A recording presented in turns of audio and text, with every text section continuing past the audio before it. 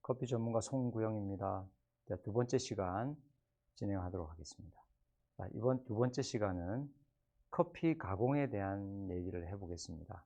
지난 시간에 했던 조금 미흡한 부분이나 반복되는 부분이 또 여기에 영상과 또 사진에 또 나와 있습니다. 지난번에 제가 지난번 시간 때 커피 등급에 대한 말씀을 드렸잖아요. 1등급이 스페셜티고 2등급이 프리미엄이고 3등급이 커머셜이고 4등급이 벨로 스탠다드, 5등급이 업그레이드 이렇게 나와지는데 보통의 우리가 마시는 커피는 이제 상업적인 커피, 커머셜이라고 볼 수 있겠습니다. 그래서 제가 지금 보여드릴 사진이 1등급 스페셜티와 2등급 커머셜 커피에 대한 부분을 사진으로 확인시켜 드릴게요. 자, 보십시오. 자, 지금 보이시는 거는 상업용 커피인 커머셜 커피의 커피 나무입니다. 이 커피 나무는 보시면 가지가 우후죽순으로 막 생겨나 있죠. 가지가 너무 많죠. 여기에는 익은 것도 있고 안 익은 것도 있고 또 가지가 너무 많이 생겨났고 또 열매도 너무 많이 열렸어요. 예, 그러면 당연히 당분은 떨어질 테고 생산량은 많겠지만 퀄리티가 그렇게 꼭 좋지만은 않겠죠. 자, 이거를 수확해 보니까 너무 많이 익은 것도 있고 적당히 익은 것도 있고 이렇게 파랗게 안 익은 것도 있고 너무 많이 익어 가지고 짓눌려 버리고 마른 것도 있어요. 그래서 우리가 우연의 일치로 이렇게 잘 익은 쪽으로 이렇게 커피 한 잔이 만들어졌다니 커피가 맛있네? 그랬는데 어느 날 갑자기 또 가보니까 이렇게 되어 있는 이 부분의 커피를 가지고 우리가 마시게 돼요. 우연의 일치로. 지난번 커피랑 맛이 좀 다른데? 이렇게 되는 거죠. 그래서 이 커머셜 커피는 맛이 일정하지를 못해요. 이렇게 맛이 좀 좋았다가 나빴다가 괜찮은 것 같은데 맛이 왜 이래? 이럴 수도 있다는 거죠. 그래서 이 커피, 상업용 커피는 맛이 조금 이렇게 등락이 있다고 생각을 하시면 되겠습니다. 그 다음에 커피 체리를 단면으로 잘랐는데 보시면은 커피 그 원두가 마주보고 있죠. 마주보고 있고 과육이가 없어요. 네, 껍질을 벗기니까 바로 씨앗이 나오잖아요. 이걸 보시면 커피의 단면을 보실 수 있습니다. 네. 자, 커피의 단면을 또 보실게요. 커피 씨앗이 두 개 마주보고 있어요. 요 껍질을 벗기면 이제 우리가 마시는 그 원두 커피가 되는 거예요. 위에 거는 안 익은 거고 밑에 거는 이제 익은 거. 네, 점액질이 보이죠. 자, 커피 열매의 구조를 보겠습니다. 단면을 잘랐더니 지금 위에 있는 이 부분이 이제 커피 그린빈이라고 하는 생두가 되겠고요.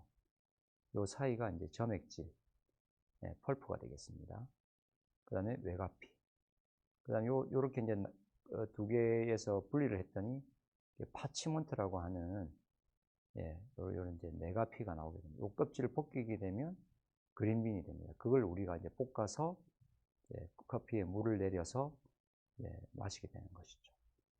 자, 아까 우리가 체리의 실제 사이즈는 집게 손가락 크기 한 마디 정도, 체의 크기가 정도 되는 크기의 사이즈인데 이걸 이제 잘 익었으니까 이렇게 누르면은 엄지손가락과 집게서로 누르면은 이렇게 두 알이 빠져나와요. 여기 약간 보면 윤택하지 않습니까? 이게 점액질이 되는 것이고, 네. 아까 제가 이제 당도 얘기를 했는데, 브릭스 얘기를 했는데, 평균 당도가 한 17, 18 정도 나와요. 근데 제가 여기에 23.1이라고 나와 있는 거는 정말 잘 익은 거를 하나 골라가지고 이렇게 측정기에 올렸더니 23.1이 나왔어요. 그럼 이 브릭스는 거의 꿀 정도, 약간 묽은 꿀 정도의 수준이라고 보시면 돼요. 그 정도로 단데 과육이 없으니까 단맛이 그렇게 느껴지지 않는다. 그러나 이것이 열에 의해서 캐러멜화 되면서 그게 향기로 달콤한 향이 나오는 이유가 바로 그 이유인 것이죠. 지금 이제 이 펄프 껍질을 벗기기 위해서 이 작업자가 양동이에 퍼서 잘 익은 것을 이렇게다 이제 붓습니다. 여기다가 부으면 이제 이 껍데기 벗기는 그 기구를 통해서 껍질을 벗겨지면서 물과 함께 나오면서 껍질과 파치먼트가 분리가 돼요. 이런 작업을 하게 됩니다. 이제 워낙에 이제 노동력이 이게 싸고 저렴하니까 우리가 사실은 커피를 이렇게 뭐 쉽게 마실 수 있지만, 만약에 우리나라에서 이걸 가공을 한다 그러면은 커피 한 잔에 한 3만 원은 받아야 되지 않느냐? 제 생각은. 또한 앞으로 그 커피가 생산량이 줄고 이걸 뭐 중국이 마시거나 이런 이제 대중화가 돼버리면 정말 커피 한 잔이 한 15,000원은 줘야지 마시지 않겠나는 생각이 듭니다. 앞으로 아마 그런 날이 곧 올 거라고 생각합니다. 저는 제가 산지를 많이 다녀봤기 때문에 느껴집니다. 그렇게. 이렇게 이제 했을 때 그린빈의 이제 모습이 다가옵니다. 자, 그래서 물탱크에다가 놓고 점액질을 제거하는 모습입니다.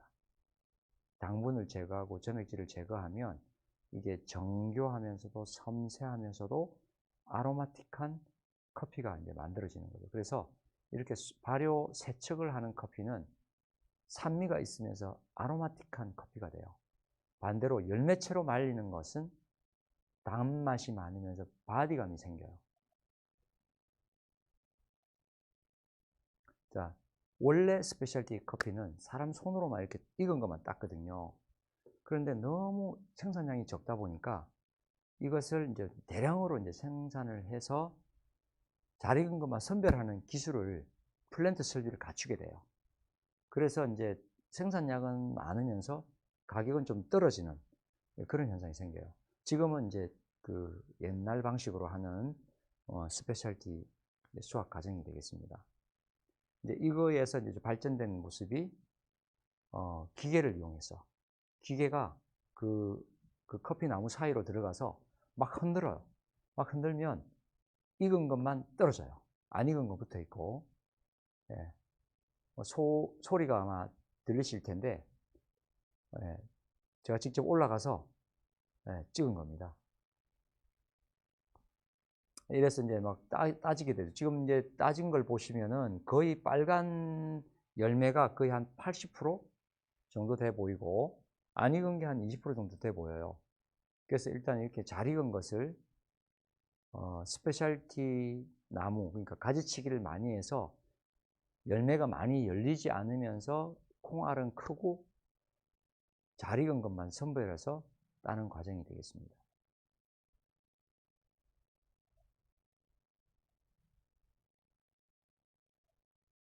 이게 영상이 돼야 되는데 왜 안 될까요?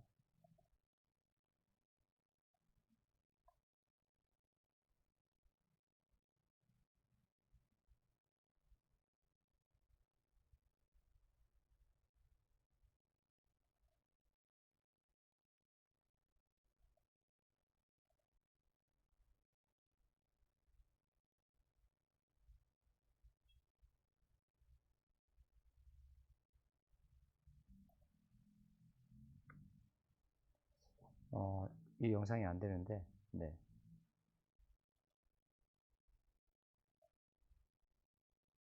스톱.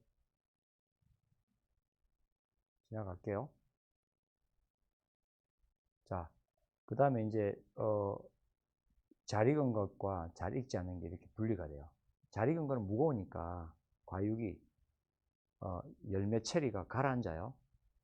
그런데 이제 덜 익은 거는 열매 체리가 가볍죠. 그래서 물에 떠요. 그래서 잘 익은 짙은 체리와 푸르스름한 체리는 이렇게 나눠집니다.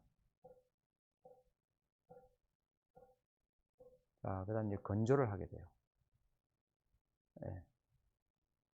건조를 해서 말립니다. 아주 수분이 없게끔 아주 잘 말려서 사람 수작업으로 이제 파치먼트랑 뭐 이물질이랑 뭐 체리랑 이런 걸 분리시킵니다.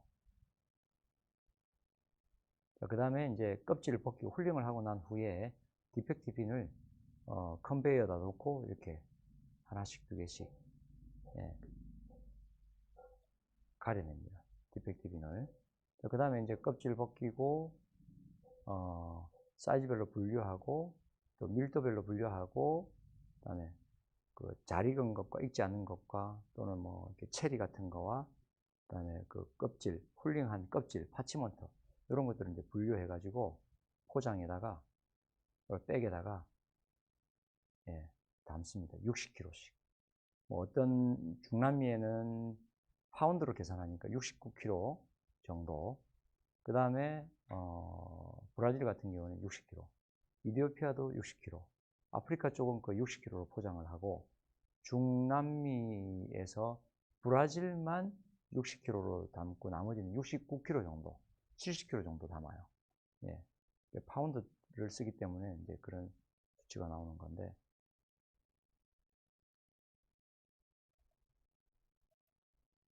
네, 컨테이너에 실습니다. 컨테이너에 실어서 네, 이제 보내게 되는 거죠. 자, 지금 이제 보이는 거는 그 아까 그 커피 체리가 가지고 있는 성분을 약간 보면 이게 벌꿀 모양이 있잖아요.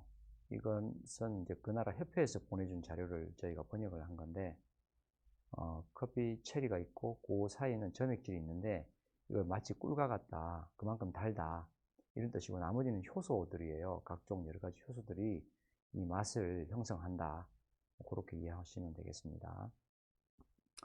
그래서 이제 이런 것들을 계속해서 뭐 선별하고 가려내고 물기를 빼고 건조를 시키고 이런 과정을 거칩니다. 그래서 정말 그 노동력이 싸니까 이러한 과정을 거치는 것이지 뭐 감히 뭐 우리나라에서 가공한다 그러면 상상도 할 수 없는 그런 음료가 되겠죠. 자, 커피에 대한 얘기를 조금 드려보자면 우리가 커피를 그 미국 사람들, 그 커피는 우리나라 음료가 아니죠. 유럽, 미국에서 이제 들어왔는데 왜 선진국들이 커피를 마시기 시작했을까요? 여기에 우리가 한번 좀 여러 가지를 한번 얘기를 한번 나눠볼 텐데 이탈리아가 그러니까 뭐 150년 정도 전부터 정말 맛있는 커피를 이제 먹어왔다고 보면, 물론 이제 커피의 역사는 굉장히 오래, 1800년대 문헌을 봤을 때 이제 근거가 있는, 물론 뭐 칼디의 전설로 따져보자면 뭐 수백 년 아래로 내려가기도 하지만, 거기는 이제 문헌이 없고 전설로만 내려오기 때문에 정확한, 이렇게 학설로만 내려오기 때문에 뭐라고 얘기를 할 수가 없어요. 그러나 이제 1800년대경부터 유럽에 있는 많은 철학자, 과학자 이런 사람들이 이게 이제 치료의 목적으로 사용해 왔다라는 것을 알 수가 있고, 그 다음에 이게 이제 몸에 좋다 보니까 커피의 성분은 어떤 성분 때문에 각성의 효과가 있어서 머리를 맑게 하고 기분을 좋게 하고 또는 어떤 사람들은 정력제로도 쓴다 뭐 이런 얘기도 하고 뭐 여러 말이 많이 있잖아요. 근데 우리 지금 현대 의학으로 커피 성분에는 약 800여 가지의 성분이 있답니다. 근데 우리가 한 5, 600가지 정도의 성분은 밝혀냈는데 아직도 한 2, 300여 가지의 성분을 밝혀내지 못했다고 그래요. 그래서 선진국 사람들이 이 커피를 마시는 이유는 아침에 커피를 한 잔 마시게 되면 일단 기분이 좋아지면서 머리가 맑아지는 거죠. 그래서 이제 커피를 즐겨 드시는 분들은 출근하면서 아침에 일을 시작하면서 커피를 한 잔 마시면서 시작을 해요. 그러면 커피 냄새에 기분이 좋아지고 커피를 마시면서 머리가 맑아지면서 하루 일과를 시작하게 되는 우리에게는 이제 뛸래야 뛸 수 없는 중요한 음료의 한 가지가 됐죠. 녹차도 있고 뭐 보이차도 있고 뭐 그냥 뭐 따뜻한 온수도 있고 티도 있고 있지만 압도적으로 커피를 많이 마시는 이유는 커피가 가지고 있는 여러 가지 좋은 성분들이 많이 이제 과학적으로 증명된 거죠. 그래서 당뇨에도 커피가 좋다 하더라. 또 대장암에 커피가 좋다 하더라. 또 안 좋은 부분은 커피를 마심으로 해서 심장이 두근거려서 또는 그 신경이 좀 불안정한 사람들은 머리를 맑게 하니까 잠을 잘 수가 없는 거예요.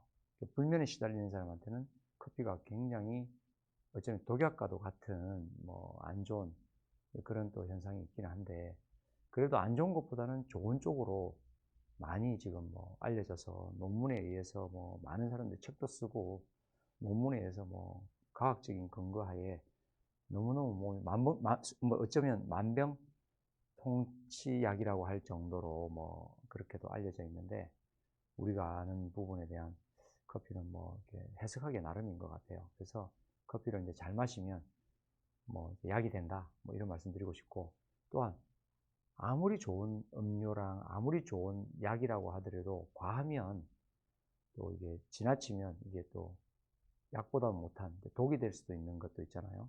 그런 것들을 좀 생각하면서 커피에 대한 좀 이해를 하셨으면 좋겠습니다. 자, 지금은 이제 커피를 건조하는 과정이에요.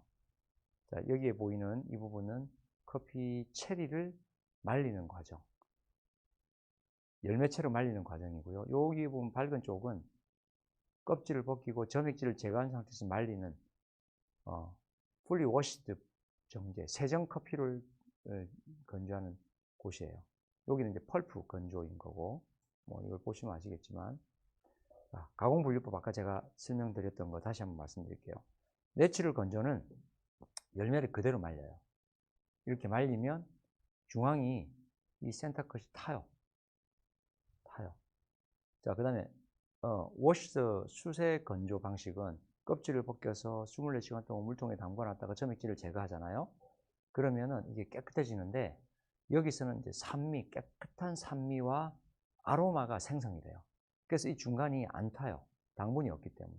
위에 거는 당분이 이쪽으로 다 스며들어 가지고 캐러멜 맛, 달콤한 향이 생성되는데, 이것은 산미가 생성되면서 아로마틱한 아주 깨끗한 향이 이제 생성이 되는 거죠. 그래서 이런 것들을 어떻게 적절하게 배합을 해서 바디감도 만들어주고 엑시디도 만들어주고 아로마도 만들어주는 거죠. 그래서 이것을 적절하게 이제 배합을 하면서 맛을 만들어주는 거예요. 자, 여기서 제가 이제 말씀드린 거는 바디감에 대한 얘기를 한번 드려볼게요. 이 바디감이 뭐냐면, 우리나라 사람들은 바디감이라고 하면 잘 몰라요. 바디감이 무슨 맛이지? 이거는 이제 진짜 만나서 우리가 얼굴 보면서 얘기를 하면 더 좋을 텐데, 제가 비유를 한번 드려볼게요. 김장김치를 담았어요. 양념을 이렇게 칠한 거죠. 그리고 김장이 끝나면 그 김장김치를 가지고 우리가 밥을 먹잖아요. 근데 먹었을 때 깊은 맛이 없어요. 양념 맛으로 먹어요. 그런데 김장을 담그고 한 6개월 지나서 김치냉장고를 꺼내서 먹어요. 맛이 들어있어요. 깊은 맛이 생겼어요. 1년 뒤에, 1년 지나면 묵은지가 되는 거죠. 굉장히 맛이 깊이 들어있어요. 이걸로 김치찌개, 김치찜, 볶음 요리 정말 맛있죠. 이렇게 맛이 들어가는 거죠. 그래서 이 바디감이라는 것은 가볍다, 물 같은 맛이다, 이렇게 얘기하면, 바디감은 우유 같은 맛이다, 크리미한 맛이다, 오일리한 맛이다, 깊은 맛이다, 감칠맛이다, 이렇게 얘기를 할 수 있어요. 또 하나 비유를 해볼게요. 물은 바디가 없다, 우유는 바디가 있다, 소주는 바디가 없다, 막걸리는 바디가 있다, 콩나물국은 바디가 없다, 미역국은 바디가 있다, 청국장은 풀바디다. 광어를 바로 잡아가지고 회를 쳐서 먹는다, 바디감이 없다.